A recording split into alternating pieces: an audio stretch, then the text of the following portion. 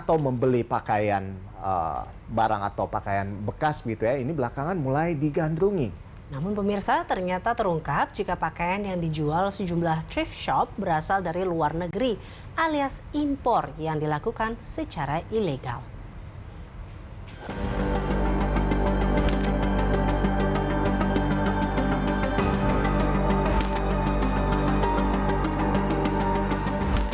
Thrifting atau belanja barang bekas belakangan menjadi tren di tanah air. Bagaimana tidak, barang bekas yang dijajakan umumnya merupakan pakaian serta sepatu dan dijual dengan harga miring. Tak ayal, usaha thrift shop pun menjamur di tanah air dan menjadi lahan bisnis baru. Bahkan sejumlah thrift shop kerap berjualan secara online melalui fitur live streaming di media sosial maupun live shopping di e-commerce.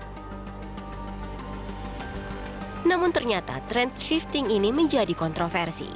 Pasalnya, pakaian maupun sepatu yang dijual berasal dari luar negeri alias impor secara ilegal. Presiden Joko Widodo bahkan bersuara keras terkait hal ini. Sudah saya perintahkan untuk cari betul, dan ini sudah sehari dua hari sudah banyak yang ketemu. Itu mengganggu industri tekstil di dalam negeri, sangat mengganggu.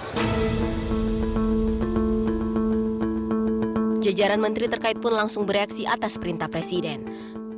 Menteri Perindustrian misalnya langsung membentuk tim serta menggencarkan sidak dari aparat penegak hukum terhadap pedagang yang masih membandel.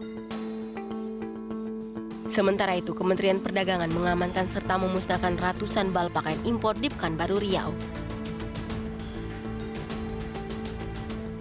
Selain di Pekanbaru, di Tanjung Pinang, Kepulauan Riau, petugas Bea Cukai berhasil mengamankan sekaligus menggagalkan pengiriman pakaian bekas dan sepatu bekas impor. 6 koli pakaian dan sepatu bekas diamankan dari Bandara Raja Haji Fisabilillah yang rencananya akan dikirim ke Jakarta. Tak hanya itu, penggerebekan juga dilakukan aparat gabungan Bareskrim Polri dan Ditjen Bea Cukai di Jakarta. Sebanyak lebih dari 2.000 bal pakaian bekas impor disita aparat dari 19 ruko yang digerebek. Sedangkan Menteri Koperasi dan UKM melarang seluruh platform e-commerce berjualan pakaian maupun sepatu bekas impor. Jika tetap nekat, maka akan dilakukan pengusutan dan proses hukum. Meski menuai protes dari sejumlah pedagang, namun pemerintah tegas melarang perdagangan barang bekas impor. Sebab mengganggu industri dalam negeri, terutama industri tekstil. Tim Liputan melaporkan.